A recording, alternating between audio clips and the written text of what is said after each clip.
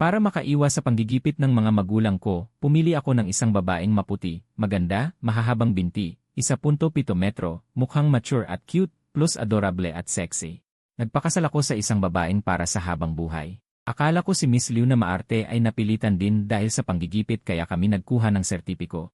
Hanggang isang araw, bigla kong nalaman na ang asawa kong ito na araw-araw humihingi ng halik at yakap. At nagpapabuhat ay ang tanyag na babaeng presidente na walang awa at hindi maabot. Mahal, umuwi na ako. Umikot ang lock ng pinto.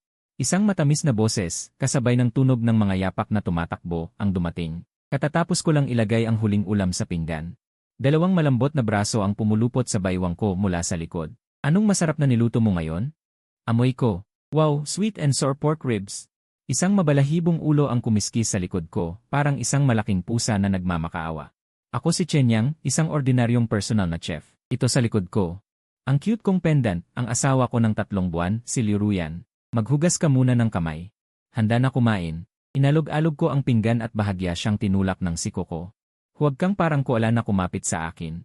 Ayoko, sandali payakap. Inikit niya ang mukha sa likod ko, malungkot ang boses. Ngayon, nagkaroon ng meeting. Pagod na pagod. Kailangan mag-charge. Napabuntong hininga ako sa pagkayamot.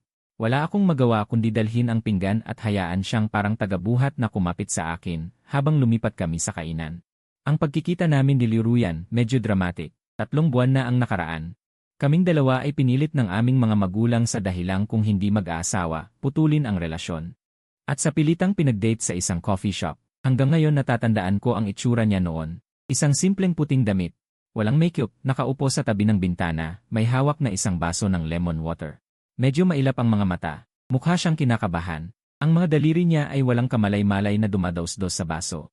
Nagkatinginan kami at nakita namin sa mga mata ng isa't isa ang parehong wala ng pag-asa sa buhay.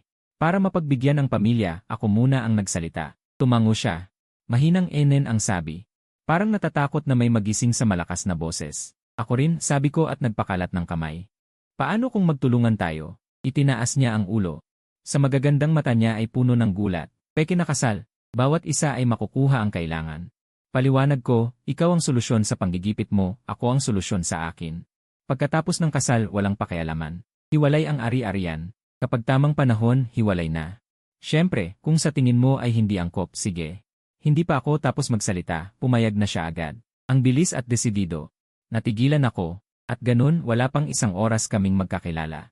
Diretso kami sa civil registry at kumuha ng sertipiko na sobrang pula. Akala ko ito ay magiging isang magalang na relasyon. Na parang magkakasama sa bahay. Mayroon akong 2 kwarto. Lumipat siya. Isa-isa bawat kwarto, walang pakialaman. Pero hindi ko inaasahan. Nasa unang gabi ng pagsasama, nag-iba ang lahat. Nagluto ako ng pagkain. Papatok na sana ako sa pinto niya, pero nakita ko siyang nakaabang na sa hapagkainan na nagnanasa. Tinitigan niya ang mga pagkain, kumikinang ang mga mata. Yung, pwede bang kumain? Tanong niya ng maingat. Sino pa ba ang kakain kung hindi ikaw? Natatawa ako. Sa pagkain na yon, kumain siya nang hindi nagtataas ng ulo. Parang bagyo ang pagkain. Tinitigan ko ang maliit niyang katawan, hindi ko maintindihan. Paano niya napapalaman ang 2 tasa ng kanin at kalahating mesa ng pagkain? Pagkatapos kumain, siya na ang nagkusang maghugas ng pinggan. Resulta, klang. Isang tunog. Ang paboritong asul na mangkok ng aking ina ay nabasag. Nakatayo siya sa kusina, hawak ang isang piraso, nakayuko. Parang batang nagkamali. Pasensya na, babayaran ko. Bahala na, 1 mangkok lang. Nilapitan ko siya para ayusin ang kalat. Pumunta ka sa sala manood ng ako na dito. Hindi siya gumalaw. Nakatayo lang siya at pinapanood ako. Nang matapos ako, lumingon ako. Muntik na akong makabangga sa kanya. Yung niluto mo. Masarap talaga, namumula ang kanyang pisngi at kumikislap ang kanyang mga mata. Mula noong araw na yon, ang hindi nakikitang pader sa pagitan namin ay may bitak na. Hindi na siya nagkulong sa kanyang silid kapag nagluluto ako. Magdadala siya ng maliit na upuan, upo sa pintuan ng kusina, at titingin sa akin habang nakasandal ang baba. May binubulong, alinman sa pagpupuri sa aking galing sa kutsilyo o sa aking estilo sa paghahagis ng kawali.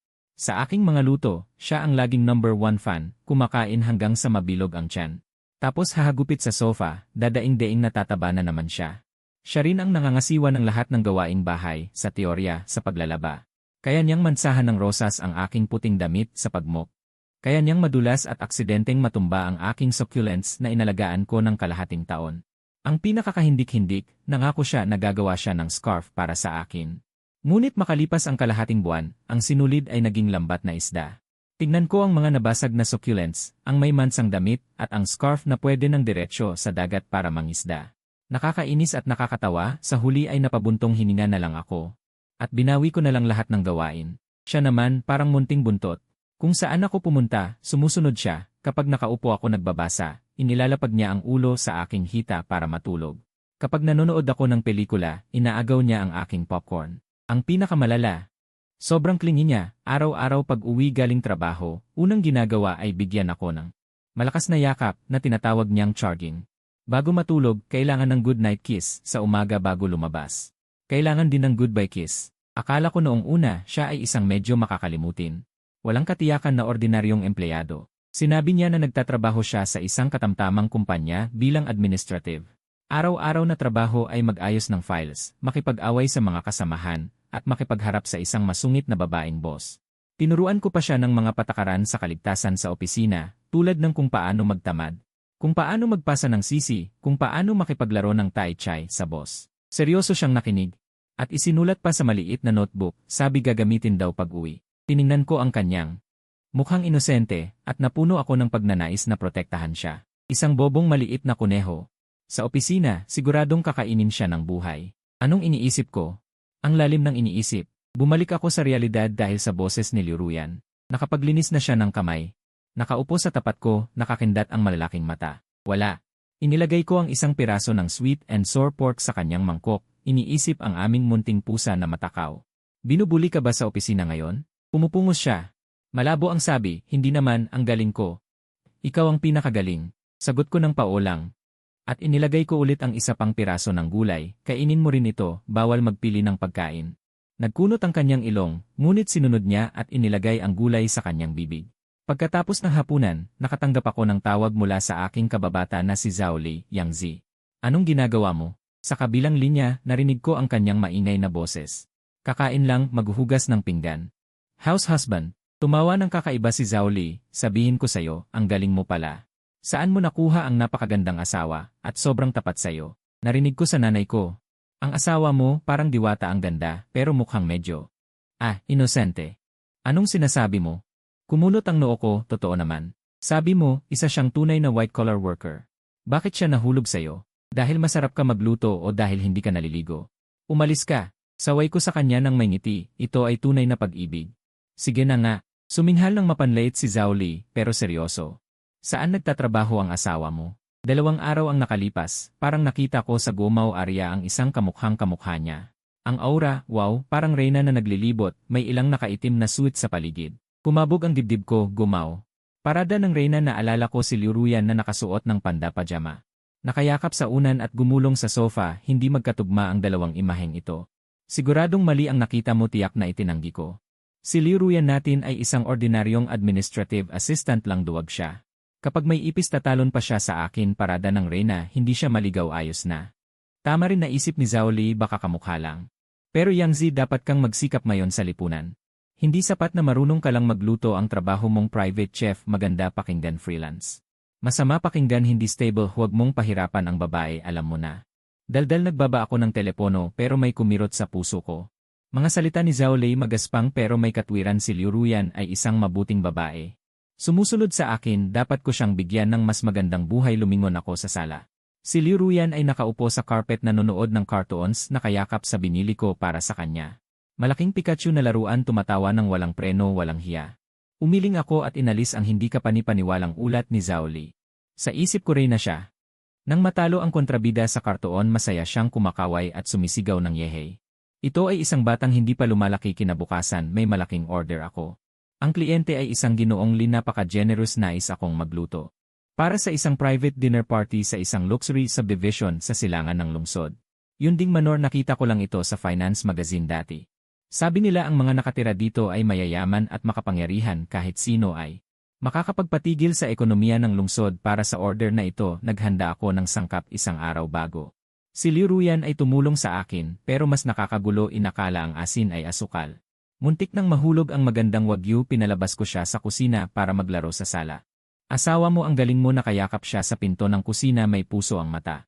Kaya mong kunin ang order ng Yunding Manor. Paano mo alam ang Yunding Manor? Nagtataka ako. Tanong ko lang dapat sa kanyang mundo.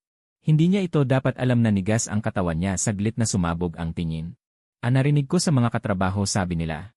Sobrang luxurious daw doon, parang palasyo. Tumawa siya ng pilit. Medyo hindi natural ang ngiti, hindi ko na inisip, basta babae lang siya na mahilig sa chismis. Sa araw ng party minamaneho ko ang lumang wuling hongguang ko puno ng mga mamahaling sangkap. Sa gate 3 beses akong pinigil ng gwardiya, 8 beses sinuri ang imbitasyon bago ako pinapasok. Pagpasok ko sa Manor saka ko naunawaan ang kahirapan ay naglilimita ng imahinasyon.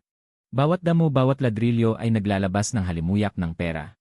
Ang villa ni Ginoong Lee ay mas engrande, parang kastilyo. Sumunod ako sa utos ng butler.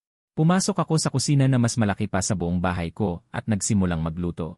Naging maayos ang party, pinuri ang mga pagkain ko sa gitna. Sumilip ako sa likod na hardin para huminga at tingnan kung ano ang kinakain ng mga high society. Para may ideya ako sa susunod kong likha, madilim ang ilaw sa likod na hardin. Ang mga bisita ay magkakagrupo at nag-uusap ng mahina. Bigla nahuli ng tingin ko ang isang grupo sa sulok, mga lalaking naka-black suit. Seryoso ang mukha na nakapaligid sa isang babae, nakatalikod siya sa akin. Matikas ang katawan, mahaba ang itim na buhok, nakatali sa isang maayos na bon. Nakikita ang pino at magandang leeg, nakasuot siya ng itim na damit na perpekto ang pagkakatahi. Kahit likod lang ay may mapangakit na aura na huwag kang lalapit. Nagtataka ako kung sino itong mayamang dalaga na napakalakas ng aura. Biglang umiling ang babae at nagsalita sa katabi. Mababa ang boses pero narinig ko, plano ng Lins Group. Masyadong ideal, pabalikin sila at gawing muli. Bukod dito, abisuhan ang legal department, maghanda para bilhin ang Blue Ocean Technology. Ang boses na yon, malamig, tiyak, may hindi matatawarang otoridad. Nanginginig buong katawan ko, para akong sinaktan ng kidlat. Ang boses na ito, pamilyar na pamilyar sa akin. Kahit ibang-iba ang tono, pero ang timbre. Talagang si Liu Ruyan. Pinagmasdan ko ng mabuti ang likod niya, mabilis ang tibok ng puso. Imposible, talagang imposible. Ang asawa kong si Liu Ruyan. Kahit makipag-away sa tindera sa palengke ay namumula, paano siya makakapagsalita ng ganyang tono? Hindi man lang niya alam kung ano ang ibig sabihin ng pagbili. Malamang hindi niya alam. Tiyak guni-guni lang ito. Pagod na pagod ako kamakailan, nagkakaroon ng guni-guni. Tinamot ko ang tenga ko. Handa nang umalis sa lugar na ito. Sa sandaling iyon, isang lalaking nakasuot ng makulay na pink na suit. May dalang 2 baso ng champagne, dumiretso sa babaeng iyon.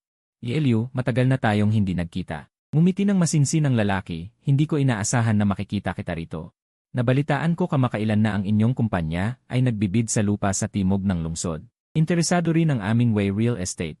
Kung may interes ba si Liu sa pagsasama ng 2 kumpanya? Liu, tumigil ako sa paglalakad. Nagtago sa likod ng isang malaking puno, tumataas ang kaba ko. Ang tinatawag na Liu ay dahan-dahang lumingon. Inilarawan ng ilaw ang perpektong profile niya. Malamig na parang yelo. Pero, ang Liufeng Group ay sanay ng mag-isa. Yelin, Way Real Estate, Liufeng Group, mga pangalang ito ay narinig ko na sa financial news. Mga higanting kayang yanigin ang industriya sa isang tapak. At ang asawa ko, ang nasa bahay na nag-aaway para sa remote ng AI at gumagalaw sa sahig na si Liu Ruyan. Siya pala ang presidente ng Liufeng Group, ang lalaking naka-pink suit, si Elin ng Way Real Estate. Natigilan ang ngiti sa mukha. Halatang hindi niya inaasahan na tatanggihan siya ng diretsyo. Talagang laging diretsyo si Liu. Napilitan siyang umiti. Pero, negosyo ay negosyo, pwede namang maging kaibigan. Ako si Lin Wei. May karangalan ba akong makainom kasama si Liu? Sabi niya. At iniabot ang kanyang baso ng champagne. Hindi man lang tiningnan ni Liu Ruyan ang baso, simpleng sinabi ang 2 salita. Hindi na. Pagkasabi, lumingon siya. At sa gitna ng mga itim na gwardiya, naglakad patungo sa kabilang direksyon, iniwan ang lalaking si Lin Wei.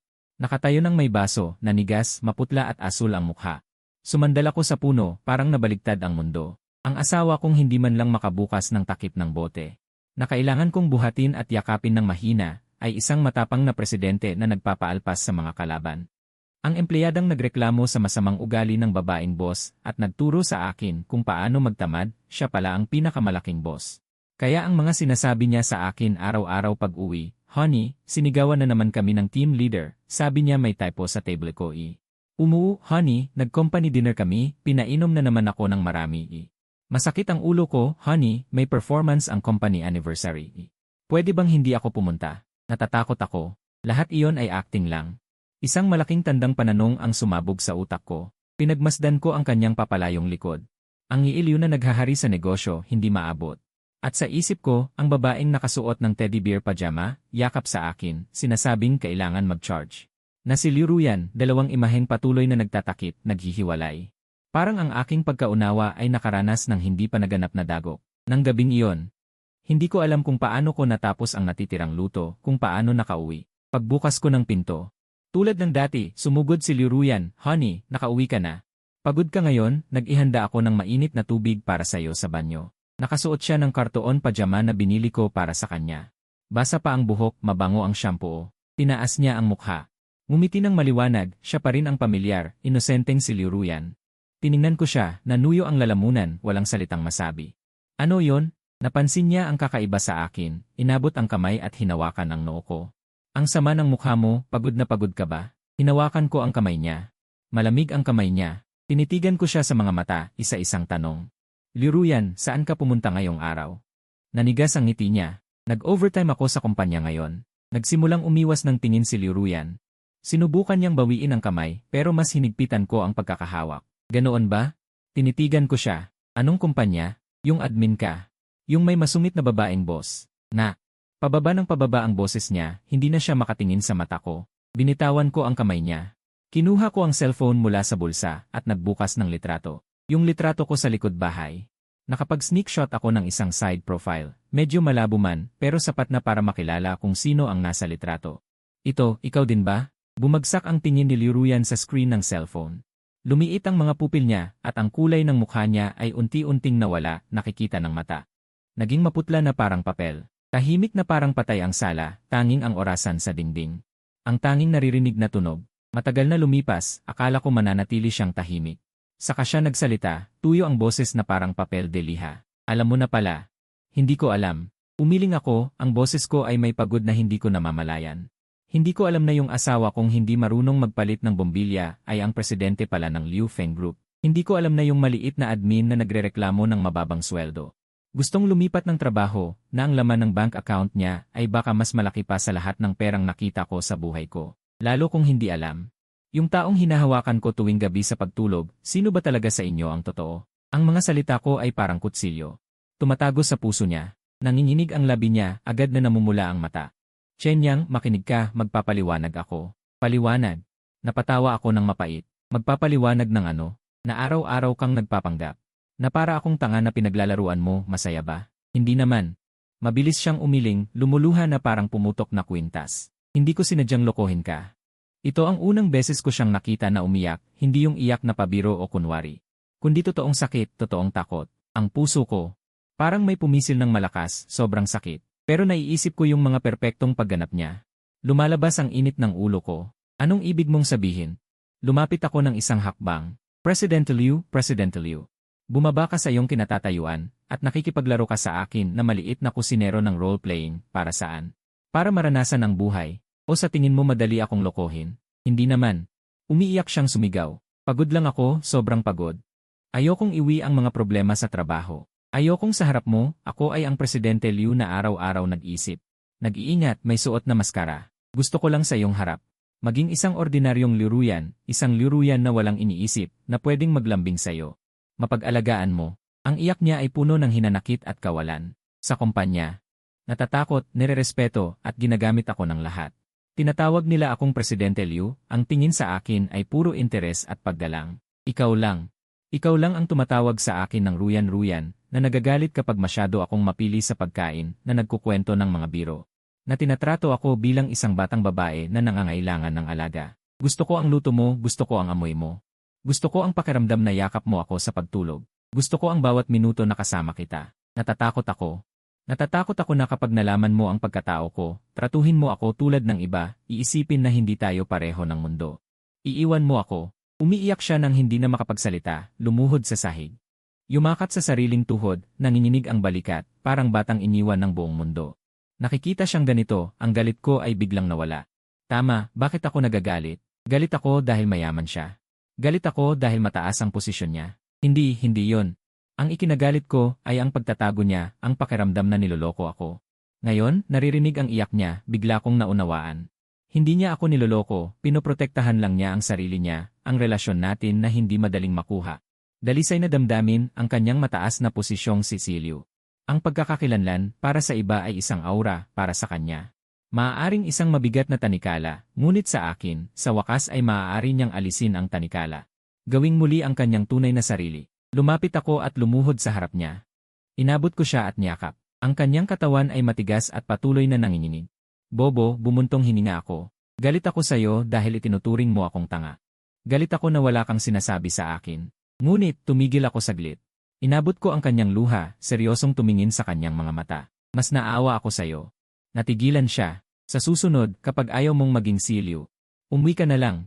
Sa bahay, nandito ako, may mainit na kanin at ulam. At mayroon pa, sadyang pinalawig ko ang tono. Ano pa?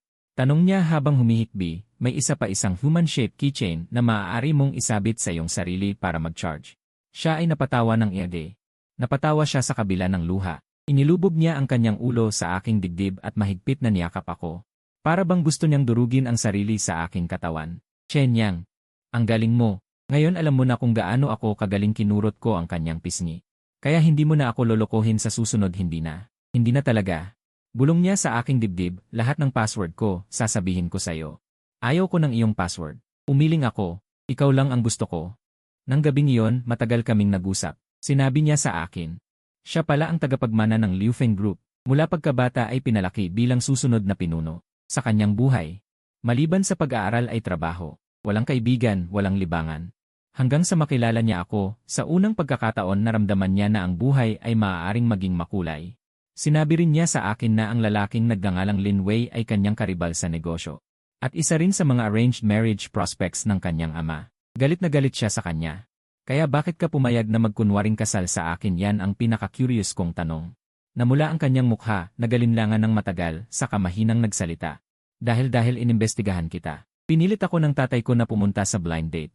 Wala akong magawa, kaya pinakuha ko sa assistant ko ang lahat ng profile ng mga blind date. Binigyan ako ng kopya. Tiningnan ko lahat at sa tingin ko ikaw ang pinakamahusay. Saan magaling gwapo ka? Masarap magluto, hindi pa nagkarelasyon, malinis ang background.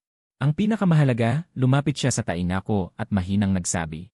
Mukha kang madaling kontrolin. Yun pala, mula pa sa simula, ako ay niloko ng soro na ito na nakabalot ng balat ng kuneho. Tumingin sa kanyang tusok at mayabang na anyo. Talagang mahal at galit ako, sa huli ay naging isang marubdob na halik. Pinatigil ang lahat ng kanyang hindi natapos na salita. Matapos masira ang manipis na hadlang ng pagkakakilanlan. Ang aming buhay ay tila walang pagbabago, ngunit parang lahat ay nagbago. Si Liu Ruyan ay pareho pa ring malagkit na munting diwata. Ang unang bagay pag-uwi araw-araw ay humingi ng yakap. Ngunit alam ko, iba na siya. Hindi na niya itinago ang kanyang trabaho. Minsan, magkakaroon siya ng international video conference sa kanyang study. Pumasok ako na may dalang fruit platter. Nakikita ko sa kabilang screen ang grupo ng mga dayuhang blonde at asul ang mata. Nang marinig ang tunog ng pagbukas ko ng pinto, sabay-sabay silang nagpakita ng ekspresyong dumating na ang mayari. Na mga chismis na mukha, at si Liu Ruyan na isang segundo ang nakaraan, ay isang babaeng nag-uusap sa matatas na Pranses tungkol sa kontrata na nagkakahalaga ng daan-daang milyon, sa susunod na segundo ay ikot ang ulo. At nitian ako ng matamis, bubuka ang bibig para hintayin akong pakainin siya ng isang piraso ng pakwan. Ang mga dayuhan ay babagsak ang panga sa gulat. Nagdadala rin siya ng mga dokumentong hindi ko maintindihan pauwi. Upo siya at titingin ng matagal. Pagkatapos ay tatakbo at yayakap sa braso ko, mag-aarteng baby honey. Ang hirap ng project na ito, ayaw ko na kukunin ko at titingnan. Puno ng mga technical terms at data models ang paligid, nahihilo na ang utak ko. Hindi ko maintindihan, hindi mo na kailangang intindihin. I-message mo na lang ang mga sentido ko. Sumandal siya sa balikat ko at pumikit. Napatawa na lang ako, kaya iniunat ko ang mga kamay kong sanay magsandok ng malalaking kawali. Dahan-dahan ko siyang minasahe. Minsan tinatanong ko siya, hindi ka ba natatakot na ibunyag ko ang mga trade secret mo? Sa iba, tamad man lang siyang imulat ang mata, kung maibunyag man, hindi maibunyag. Ang pinakamalala, magsara ang kumpanya. Araw-araw sa bahay namin yon. Unti-unti kong natuklasan, parang lalo akong nalululong sa ganitong pakiramdam. Gusto ko siyang makita sa labas. Na parang hari ng mundo, at gusto ko rin siyang makita sa bahay na nag-aalembong sa akin. Ang dalawang yon, pareho siya, parehong si Liu Ruyan na mahal ko. Isang araw, nag-aaral ako ng bagong putahe sa kusina, biglang pumasok si Liu Ruyan na parang ipo-ipo. Habi-habi, tulong nga, ano na naman? Sa makalawa, may napakahalagang charity gala ang kumpanya namin. Pwede ba kitang maging escort? Hinawakan niya ang kamay ko, nakatingin sa akin ng may pag-asa. Natigilan ako. Nasa isip ko pa ang nangyari sa Cloud Top Estate. Bakit bigla mo naman naisip na isama ako? Kasi pupunta rin doon si Lin Wei na langaw. Galit niyang sabi, kumakalat siya ng chismis, sinasabing ikakasal na raw tayo. At ikaw raw ay lalaking alaga lang niya, at itatapon ka rin daw niya pagdating ng panahon. Galit na galit ako. Kaya kailangan kitang isama, para sumilaw ang mga mata niya. Yun lang, syempre hindi lang yun. Palihim siyang lumapit at bumulong. May dadalhin akong napakahalagang panauhin sa gala na ito, isang sikat na food critic mula Europa. Tinatawag na Golden Tongue. Kakaiba ang ugali niya pero napakalaki ng impluensya. Kung magugustuhan niya ang mga brand ng pagkain ng grupo namin, ang brand namin ay makakapasok sa European market. Pero ang sarili naming team ng chefs, walang isa man na may tiwala na mapapasang-ayon siya. Bigla kong naunawaan itong babaeng to. Hindi lang ako gustong isama para magpakitang gilas, kundi para maging alila. Kaya, gusto mo akong gumawa? Tumango siya na parang sisiw na tumutukan ng bigas. Hubby, ikaw ang pinakamahusay na chef sa mundo, siguradong masusupil mo ang matigas na ulo na yan. Anong mapapala ko? Sinadya ko siyang kulitin. Pumipilit siya. Hinalikan niya ako sa pisngi, sapat na ba to? Hindi pa. Hinalikan niya ako muli, ngayon? Sige na, konti na lang. Ininguso ko ang lalamunan ko at seryosong sinabi, dahil sa sinsero mong pagmamakaawa. Tutulungan na lang kita. Yay! Ikaw ang pinakamahusay na hubby. Tuwang-tuwa siyang tumalon. Tiningnan ko siya habang masaya at napuno ng init ang puso ko. Sige, pupunta na lang. Siya naman ang asawa ko, di ba? Ang problema ng asawa ko ay problema ko rin at gusto ko ring makita kung anong magiging itsura ng lalaking si Lin Wei kapag nakita niya akong dumating bilang legal na asawa ni Liu Ruyan. Tiyak na napakaganda ng eksena. Ang charity gala ay ginanap sa top floor ballroom ng isang 6-star hotel. Sinunod ko ang utos ni Liu Ruyan. Naisuot ang kanyang espesyal na in-order na Armani suit. Hindi biro. Ang damit ay parang balat ng kabayo, pagkaayos ko, mukha na rin akong disenteng tao. Si Liu Ruyan naman ay nakasuot ng muon white na mermaid gown, ang laylayan ay may maliliit na diamante. Kumikinang sa ilaw. Bahagya siyang naka-makeup, mahaba ang buhok na umaagos sa balikat. Ang ganda niya na parang diyosa na nagmula sa liwanag ng buwan. Magkahawak kami ng braso pagpasok namin sa ballroom. Halos lahat ng tingin ay nasa amin. Yan ba si Liu ng Liu Feng Group? Sino yung lalaking kasama niya? Ewan ko, hindi ko pa nakita. Pero gwapo naman siya. Bagay sila ni si Liu. Bagay, alam mo ba kung sino si Liu? Kahit anong mamahaling damit ang isuot ng lalaking yan, hindi maitatago ang pagiging hamak niya. Tingnan mo ang mga mata niya, palipat-lipat ng tingin, halatang hindi sanay sa magagarang lugar. Totoo namang palipat-lipat ang tingin ko, naghahanap ako ng pagkain. Sobrang sagana ng buffet table dito. Tingnan mo ang mga mata niya, nag-ikot-ikot, halatang hindi pa nakakakita ng mundo. Nag-ikot niya ang mga mata ko, naghahanap ako ng pagkain. Sobrang sagana ng buffet table dito. Boston lobster, Alaskan king crab, at ang paborito kong French baked snail. Napalunok ako ng laway, kung hindi mahigpit na nakahawak si Liu Ruyan sa braso ko, baka sumugod na ako.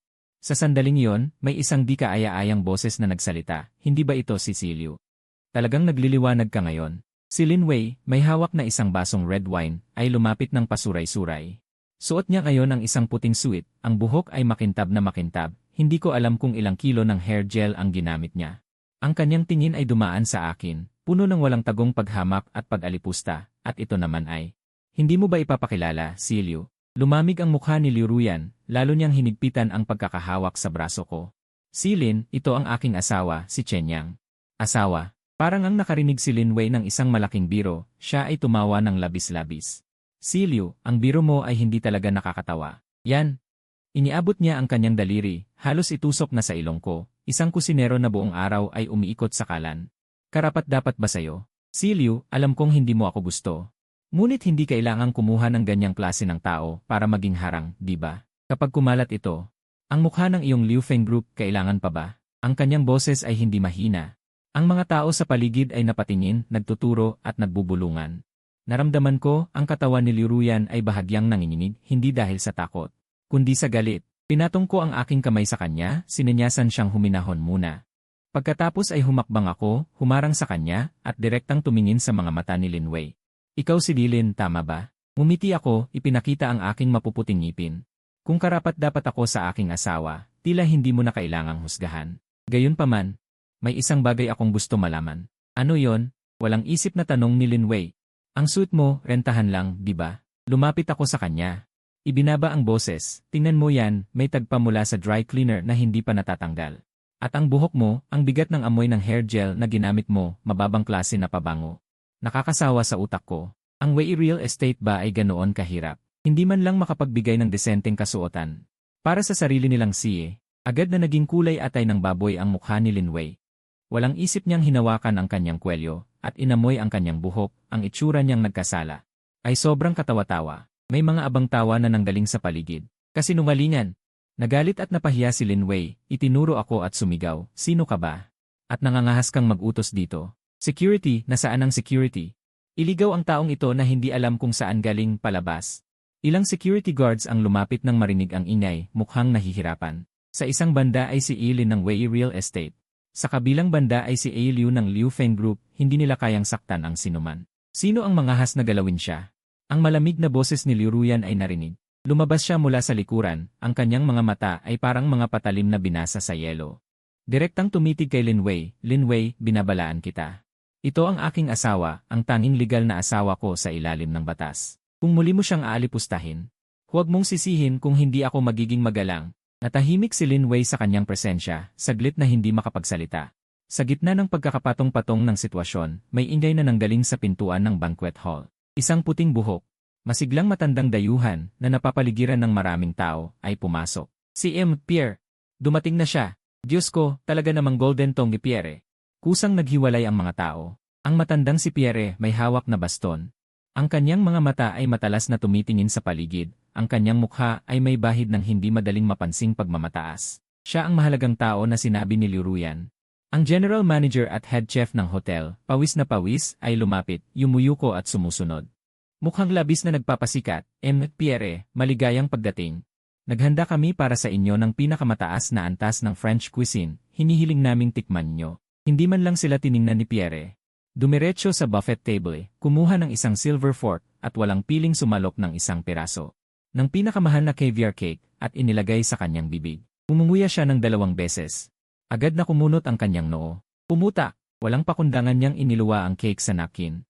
At nagsalita ng isang serye sa French. Hindi ko maintindihan, ngunit sa kanyang nandidiring ekspresyon. Alam kong hindi ito magandang salita. Isang interpreter na may salamin, na may maputlang mukha, ay mahinang isinalin. Sinabi ni Ginoong Pierre na ang bagay na ito, ang reputasyon ng pagkain at inumin ng hotel na ito, ay tuluyan ng nasira. Nakita ito ni Lin Wei at nagkaroon ng kislap ng kasiyahan sa kanyang mga mata. Alam niya na mayroon ding mga brand ng pagkain at inumin ang Liu Feng Group at ang hapunan na ito ay isang patibong na inilatag ni Liu Ruyan upang makipag-ugnayan kay Pierre. Ngayon na nasira ang patibong, siya ang pinakamasaya. Lumingon siya kay Liu Ruyan. Naghahanda siyang magsabi ng mga masasakit na salita, ngunit nakita niya na si Liu Ruyan ay hindi natakot, sa halip ay mumiti sa akin ng isang tiwala ng ngiti. Pagkatapos, sa harap ng nagtatakang mga tingin ng lahat, hinawakan niya ang aking kamay. At dinala ako sa harap ni Pierre. Ginoong Pierre, sabi ni Liu Ruyan sa matatas na Pranses. Pasensya na sa hindi magandang karanasan mo. Bilang host ngayong gabi, taos puso akong humihingi ng tawad. Upang mabayaran ang aming pagkakamali, nais kong ipatikim sa iyo ang isang ulam na tunay na kumakatawan sa lutuing silangan. Itinaas ni Pierre ang kanyang talukap, tiningnan siya ng mapanuri, at pagkatapos ay tiningnan ako sa tabi niya. Ang kanyang tingin ay tumigil sa akin ng 3 segundo, puno ng kawalan ng tiwala. Isang binata na hindi man lang marunong magsuot ng Amerikana ay makakagawa ng masarap na pagkain. Naramdaman ko na tinutukoy niya ang aking balikat na bahagyang umbok dahil sa pangmatagalang pagluluto. Na pumipiga sa mamahaling Amerikana na medyo naiiba ang hugis. Bago ako makapagsalita, naunahan ako ni Liu Ruyan na nagsabi, hindi siya chef ng hotel, siya ang aking asawa. At siya ang pinakamahusay na chef sa buong mundo sa aking paningin. Hindi malakas ang kanyang boses. Ngunit puno ng pagmamalaki at tiwala. Ang aking puso ay tumibok ng malakas. Si Pierre ay tila nagulat din, muli niya akong sinuri, ang kanyang mga mata ay nawalan ng kaunting panghuhusga. At nagkaroon ng kaunting kuryosidad. Sige, tumango siya. Bibigyan kita ng pagkakataon. Kung ang iyong ulam ay hindi ako mapasaya, ang Liu Feng Group ay permanente nang ilalagay sa aking blacklist. Malaki ang iyong bibig, ngunit gusto ko yon.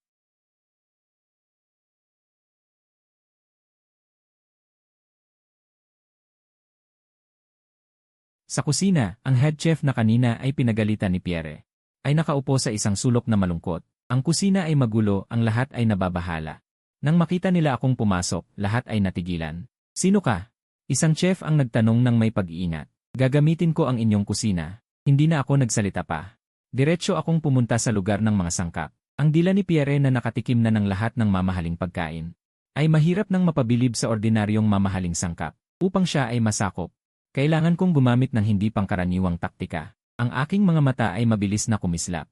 Sa gitna ng maraming sangkap, hinawakan ko ang malambot na tukwa sa kaliwang kamay at sa kanang kamay ay hinawakan ko ang pinakakaraniwang kutsilyo. Kumislap ang liwanag ng kutsilyo, napakabilis na halos hindi makita. Tanging isang pinong, parang ambon ng tagsibol, na tunog ng dudui. Pagkalipas ng 1 minuto, tumigil ako sa pagkilos. Ang tukwa sa aking kamay ay buo pa rin. Putol! Nang uyam siyang umirap, hindi ko siya pinansin, inilagay ko lang ang tukwa. Nang marahan sa isang mangkok ng malinis na tubig, isang himala ang nangyari. Ang tukwa na tila buo sa tubig ay biglang nagkalat, naging libu-libong hibla na parang sinulid ng tukwa. Nadahan-dahang lumutang sa tubig, parang isang namumulaklak na bulaklak ng krisantemo. Wensi Tofu, ang batang chef na kanina ay nang uyam, ay sumigaw ng malakas. Nadilat na dilat ang mga mata. Buong kusina, biglang natahimik. Lahat ay nagulat sa eksenang ito. Ang ulam na ito ay isa sa mga pagkaing huaiyang na sumusubok sa husay sa pagputol. Ang makapagputol ng tukwa ng ganito. Kung walang dekada ng karanasan, imposibleng gawin. At ako ay umabot lamang ng 1 minuto. Hindi ko pinansin ang kanilang pagkagulat at unti-unting nagsimulang maghanda ng sabaw at timplahin. Pagkalipas ng 10 minuto, isang malinaw na sabaw na ang bawat hibla ng tokwa ay hiwalay, parang isang sining. Ang wensi tofu ay inilagay ko sa isang pinong puting mangkok na porselana. Pakihatid, pakiusap. Sabi ko sa waiter na natulala na sa tabi. Sa banquet hall, ang kapaligiran ay bahagyang tensyonado. Lahat ng tingin ay nakatutok kay Pierre. Si Lin Wei ay nakatayo sa malapit, ang kanyang mga labi ay may malamig na ngiti ng kasiyahan sa kasawian. Si Lin Wei ay nakatayo sa malapit, ang kanyang mga labi ay may malamig na ngiti ng kasiyahan sa kasawian. Sa paningin niya, isang hindi kilalang maliit na kusinero na gustong sakupin ang isang ulam. Ang gintong dila ay parang kathang-isip lang. Handa na siya. Napagtawanan si Liruyan mamaya, nang dalhin ng tagapagsilbi ang mangkok na wensi tofu. Lumabas, nagulat ang buong lugar. Ano ito? Isang mangkok ng malinaw na sabaw. Iyon lang ang ginawa ng asawa ni Manager Liu. Biruan ba ito? Si Lin Wei ay tumawa ng malakas. Liruyan, talagang nakahanap ka ng kakaibang tao. Gamit ang isang mangkok ng sopas na tofu. Upang ihandog si Ginoong Pierre, gusto mo ba akong patayin sa kakatawa para makuha ang kumpanya ko ng real estate? Hindi siya pinansin ni Liruyan, tanging si Pierre lang ang inaabangan niya. Kumunot din ang noo ni Pierre. Malinaw na hindi niya inaasahan na maghahain ako ng ganito kasimpleng ulam. Kinuha niya ang kutsara, nag-atubiling sumandok.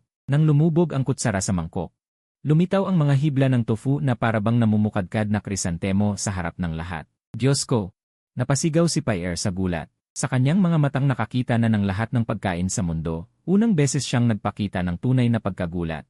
Maingat niyang isinubo ang isang kutsarang sabaw. Sa susunod na segundo, nagyelo ang kanyang mukha. Ipinikit niya ang kanyang mga mata, para bang may nararamdaman siyang napakasarap na pagkain. Ang kayabangan at pagiging mapili sa kanyang mukha. Sa sandaling iyon ay naglaho ng walang bakas. Pinalitan ito ng halos makadiyos na pagkalasing. Tila tumigil ang oras. Lahat ay hinawakan ang kanilang hininga, naghihintay sa kanyang hatol. Ang ngiti ni Lin Wei ay nanigas din sa kanyang mukha. Hindi alam kung gaano katagal ang lumipas. Dahan-dahang iminulat ni Pierre ang kanyang mga mata, huminga ng malalim. Hindi ka panipaniwala. Talagang hindi ka panipaniwala, bulong niya sa sarili. Pagkatapos ay bigla siyang tumingala. Nag-aapoy ang kanyang mga titig sa direksyon ng kusina. Nasaan ang nagluto ng ulam na ito? Saan siya? Gusto ko siyang makita. Nagpunas lang ako ng kamay at lumabas mula sa kusina. Nang makita ako ni Pierre, parang batang sumugod siya, hinawakan ang kamay ko. Puno ng emosyon sa kanyang mabigat na aksentong insik, Diyos, ikaw ay Diyos. Ang ulam na ito ay may kaluluwa. Nakatikim ako ng lasa ng araw, ulap at hangin. Ito ang pinakadakilang lutuin na natikman ko sa buong buhay ko. Tahimik ang buong lugar. Lahat ay nakatitig ng natulala sa harap ng mahiwagang eksenang ito. Ang mayabang. Masakit na magsalita, ang gintong dila na nakapaglakbay sa lahat ng sikat na kusinero. Ngayon ay parang isang masugid na tagahanga na humahawak sa kamay ko, nauutal na nagpapahayag ng kanyang papuri. Ang baba ni Lin Wei ay bumagsak sa lupa, hindi na maisara muli. Ang kanyang mukha ay 100 beses na mas kahanga-hanga kaysa noong nahuli kong ninakaw niya ang suit kanina. Medyo hindi ako komportable, sinubukan kong bawiin ang kamay ko. Sir, sobra naman kayo. Ito ay isang ordinaryong lutong bahay lamang. Hindi ito ordinaryo, pabula ni Pierre ng may sigla. Ang paggawa ng ordinaryong sangkap. Sa pinakamataas na lasa ay ang tunay na Diyos ng kusina. Sir, ano ang inyong marangal na pangalan? Saan kayo nagtatrabaho sa Michelin Restaurant? Gagawin ko itong bilihin agad. Ang pangalan ko ay Chen Yang. Umiti ako. Hindi ako nagtatrabaho sa anumang restaurant. Isa lang akong pribadong kusinero. Pribadong kusinero. Nagulat si Pierre tapos naging mas excited. Kung gayon, gusto ninyo bang maging personal kong kusinero? Kahit anong presyo, sabihin nyo. Ibibigay ko ang kalahati ng aking kayamanan. Kapalit ng araw-araw na pagtikim sa inyong luto. Kalahati ng kayamanan. Narinig ko ang paligid. Nang napipigang paghinga, walang nakakaalam kung gaano kalaki ang kayamanan ni Pierre. Ngunit alam ng lahat na tiyak itong astronomical na halaga. Ang mukha ni Lin Wei ay naging mula sa kulay atay ng baboy hanggang sa kulay abo ng patay. Tinitigan niya ako, ang kanyang mga mata ay puno ng pagkaistorbo. Nang bigo at takot, alam niyang tapos na siya. Ang kanyang kinasuhan ay hindi lamang ang presidente ng Liufeng Group, kundi pati na rin isang kusinero, na handang ibigay ng gintong dila ang lahat ng kanyang kayamanan upang makuha. Hindi ko pa nasagot si Pierre nang lumapit si Liu Ruyan, natural na hinawakan ang braso ko. At mumiti ng matamis kay Pierre. Pasensya na, Ginoong Pierre. Siya ang personal kong kusinero, hindi pinapahiram sa iba. Ang kanyang tono ay puno ng pagpapakitang tao at pagmamayari na parang bata. Noon lang natauhan si Pierre. Tumingin siya kay Liu Ruyan, tapos sa akin, at nagpakita ng ekspresyon ng pagkaunawa sa kanyang mukha. Naiintindihan ko na. Pinalo niya ang kanyang ulo. Kaya ang magandang si Liu ay nag-asawa ng isang Diyos sa kusina. Ikaw ang pinakamaswerteng babae sa mundo. Siya ay yumuko ng malalim sa akin, Ginoong Chen. Patawarin mo ako sa aking kawalang-galang kanina. Humihingi ako ng tawad sa aking kayabangan. Agad ko siyang inalalayan. Masyado kang magalang. Isang gabing ito, ako ang naging tunay na sentro ng piging. Ang mga dating mayayaman at ginoong nang inis sa akin ay ngayon ay may hawak na baso. Nagpila sila para makipagkaibigan sa akin. Si Lin Wei naman ay parang talunang tandang. Hindi ko alam kung kailan, ngunit tahimik siyang umalis. Napapaligiran ako ng mga tao. Nakikipag-ugnayan sa iba't ibang papuri at pag-inom. Mas pagod pa ito kaysa magluto ng 100 mesa. Si Liu Ruyan ay laging nasa tabi ko. Pinigilan niya ang karamihan sa mga istorbo. Ang kanyang mukha ay laging may taos pusong. Mapagmataas na ngiti, parang ipinapahayag sa buong mundo na ang lalaking ito na itinuturing ninyong Diyos ay akin. Sa pag-uwi, si Liu Ruyan mismo ang nagmaneho. May mahinahong musika sa kotse. Medyo tahimik ang atmosfera. Sumandal ako sa upuan ng pasahero. Tumingin sa labas sa mabilis na pag-urong ng mga nyon. Magkahalo ang aking damdamin. Ang lahat ng nangyari ngayong gabi. Parang isang panaginip. Mula sa isang hindi kilalang maliit na tagapagluto, bigla akong naging hinahangad ng mataas na lipunan. Diyos ng pagluluto. Ang pakiramdam na ito ay kakaiba, ngunit hindi rin totoo. Ano ang iniisip mo? Biglang nagsalita si Liu Ruyan, binali ang katahimikan. Iniisip ko kung dapat kong dagdagan ang sweldo mo. Lumingon ako. Tumingin sa kanyang perpektong profile. Napatawa siya. CJ, Ginoong Diyos ng pagluluto, magkano ang ibibigay mong sweldo sa akin? Lanan. Nagkunwari akong nag-isip. Simula ngayon, ikaw na ang maghuhugas ng mga pinggan sa bahay. Ang ganda ng pangarap. Inismiran niya ako. Ako ang iyong boss. Nakakita ka na ba ng boss na naghuhugas ng pinggan para sa empleyado? Ang sabi kong boss. Hindi ito ang Presidente Liu. Lumapit ako sa kanya, binabaan ng boses. Ang sabi ko, sa ating tahanan, ako ang masusunod. Namula ang kanyang pisngi. Bahagyang nanginginig ang pagmamaneho niya. Sino ang masusunod? Bulong niya. Ngunit hindi maitago ang ngiti sa kanyang mga labi. Pumasok ang kotse sa garahe. Pagbaba namin, hindi na napigilan ni Liu Ruyan. Bigla siyang tumalon sa akin. Parang isang pugitan na yakap ako ng mahigpit. Asawa, napakaastig mo ngayong gabi. Hinalikan niya ako ng malakas sa pisngi. Nagniningning ang kanyang mga mata tulad ng mga bituin. Mahal na mahal kita. Inalalayan ko siya, naramdaman ang init at bango ng kanyang katawan. Ang hindi totoong pakiramdam sa puso ko ay biglang nawala. Ano ang Diyos ng pagluluto? Ano ang mataas na lipunan? Ako lang si Chen Yang. Asawa ng babaeng ito. Sapat na yon. Ngayong gabi lang ba ako astig? Nagkunwari akong seryoso. Araw-araw akong astig. Pinakaastig ka kapag nagluluto ka sa kusina. Agad siyang sumagot, puno ng paghanga. Napatawa ako sa kanya. Binuhat ko siya patungo sa elevator. Na pala. Bigla niyang naalala ang isang bagay. Bumaba siya mula sa akin, hinawakan ang kamay ko. Seryosong nagsalita. Si Lin Wei ay taong makitid ang dibdib. Nagagalit sa bawat maliit na bagay. Malaking kahihiyan ang naranasan niya ngayon. Tiyak na hindi siya titigil. Sa paglabas mo, dapat kang mag-ingat. Huwag kang mag-alala. Pinitik ko ang kanyang kamay. Kung dumating siya, gagawa ako ng isang mesa ng Manchu Han Imperial Feast. Papatayin siya sa pagkain. Napatawa siya sa sinabi ko. Pag-uwi.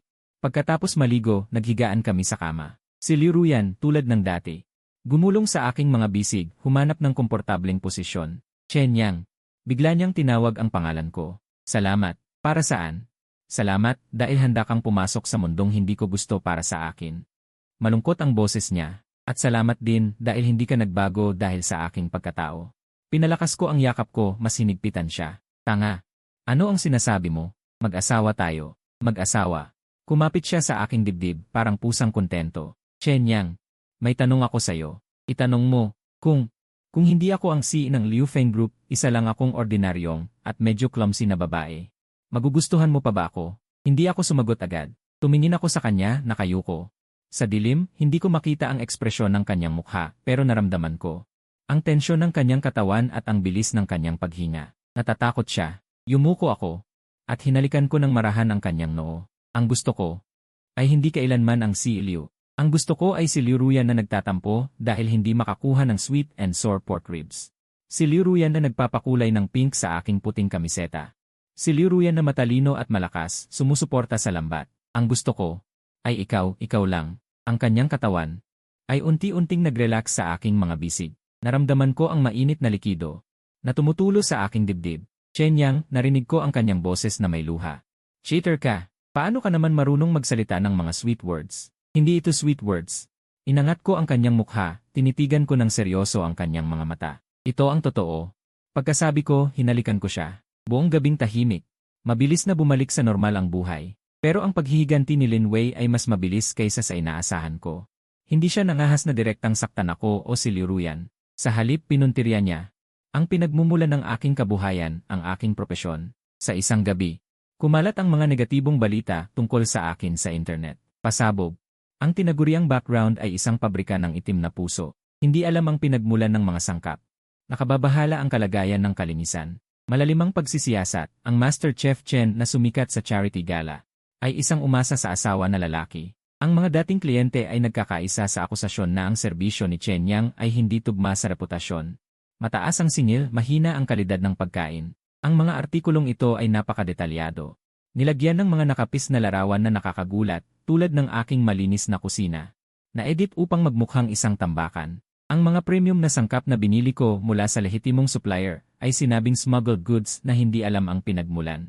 Mayroon pang ilang mga umano'y dating kliyente na lumabas at umiyak sa kamera, sinasabi na ang aking luto ay kasindulas ng pagkain ng baboy. At nagdulot sa kanila ng pagtatae. Pinanood ko ang mga balitang ito, nanginginig ang aking mga kamay sa galit. Kaya kong tiisin na sabihin nilang umaasa ako sa asawa, pero hindi ko kayang tiisin na insultuhin nila ang aking propesyon at aking luto. Huwag mo nang panoorin, sabi ni Liu Ruyan habang kinuha ang aking telepono at pinatay ang screen. Pinapahandle ko na ito sa ER department. Ang maliliit na trick na ito ay hindi makakasama sa atin. Hindi ito maliit na trick. Sabi, ito ay insulto sa aking pagkatao. Dapat ko silang idemanda para sa paninirang puri.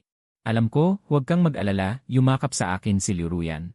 Hinimas-himas ang aking likod upang patahimikin ako. Ang malinis ay nananatiling malinis. Sa paggawa nito, si Lin Wei ay itinutulak lamang ang kanyang sarili sa bangin. Nag-utos na ako ng mga tao na mangolekta ng ebidensya. Hindi na siya tatagal. Kahit ganoon, sobrang bigat pa rin ang aking damdamin. Ang aking mga dating kliyente. Kahit karamihan sa kanila ay tumawag upang magpahayag ng tiwala, may ilan na naging malabo ang saloobin at kinansela ang mga sumunod na order. Sa unang pagkakataon, naramdaman ko na ang mga salita ay maaaring maging napakasakit. Sa mga araw na yon, wala akong ganang magluto. Buong araw akong nakakulong sa aking silid-aralan. Nakatingin sa computer, binabasa ang mga paninira sa akin. Lalo akong naiinis sa pagbabasa. Nakita ito ni Liu Ruyan, nag-alala. Nang gabing iyon, dinala niya ang isang mangkok ng mainit na noodles sa silid-aralan. Asawa, kumain ka na, isang araw ka nang hindi kumakain. Umiling ako. Walang ganang kumain. Inilapag niya ang mangkok sa mesa at niyakap ako mula sa likod. Chen Yang, tingnan mo ako. Hindi ako gumalaw. Kung hindi mo ako papansinin, bibilhin ko ang Wei Real Estate at papaluhod si Lin Wei upang humingi ng tawad sa iyo. May bahid ng pagbabanta ang kanyang boses. Sa wakas ay nag-react ako, humarap sa kanya. Huwag kang magpabaya. Hindi ako nagpapabaya, seryoso ang kanyang mukha. Kung sino ang nagpapalungkot sa iyo, siya ang aking papasayahin. Makatarungan ito. Tingnan ang kanyang itsura na parang ako ang lalaban para sa iyo na ina. Nakaramdam ako ng init at saya sa puso. Sige, ayos lang ako. Hinila ko siya paupo sa aking kandungan. Medyo nabibigatan lang ang puso ko. Alam ko, Hinawakan niya ang pisngi ko, isa kang mapagmataas na chef, ang iyong mga putahe. Ay ang iyong dangal. Ngayon, tinatapakan nila ang iyong dangal. Lagi niyang nakikita ang pinakamalalim kong saloobin. Gusto mo bang? Ibabalik mo mismo ang iyong dangal. Nagniningning ang kanyang mga mata habang nakatingin sa akin.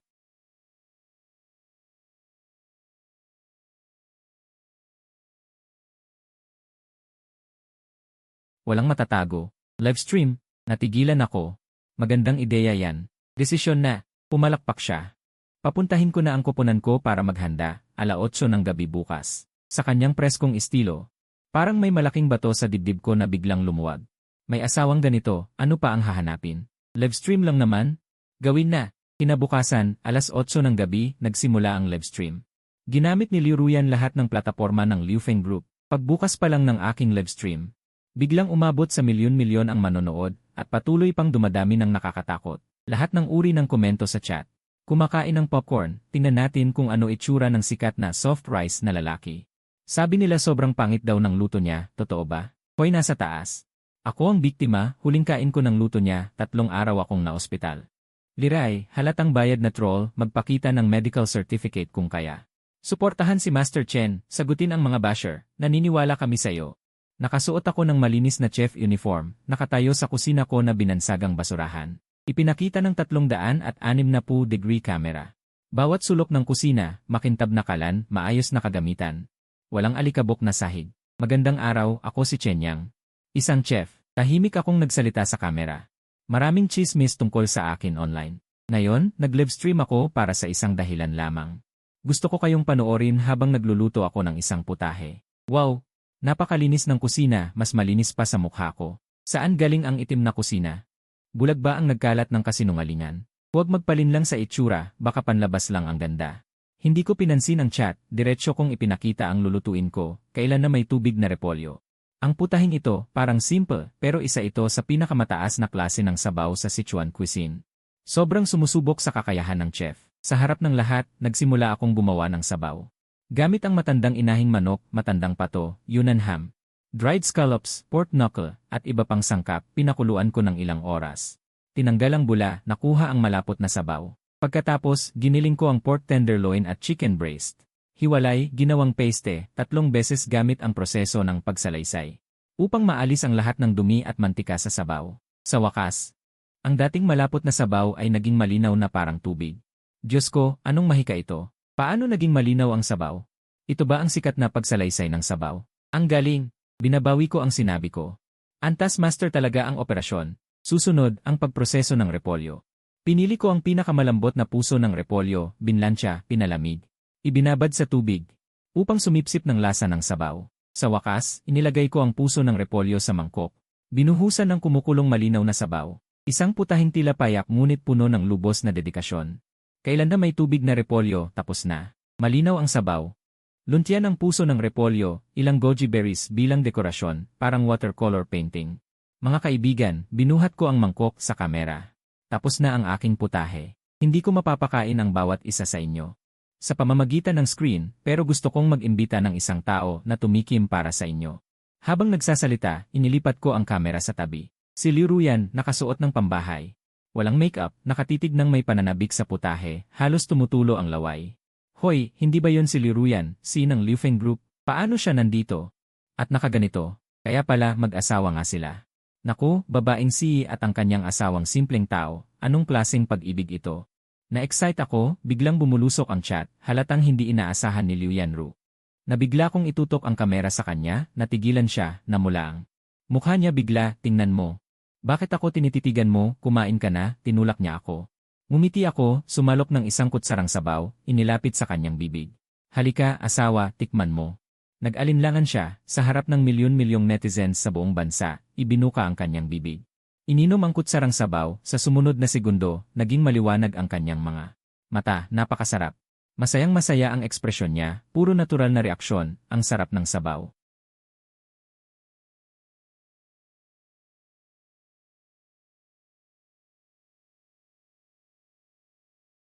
Sa sandaling yon, napuno ng sina-excite ako, ang buong screen.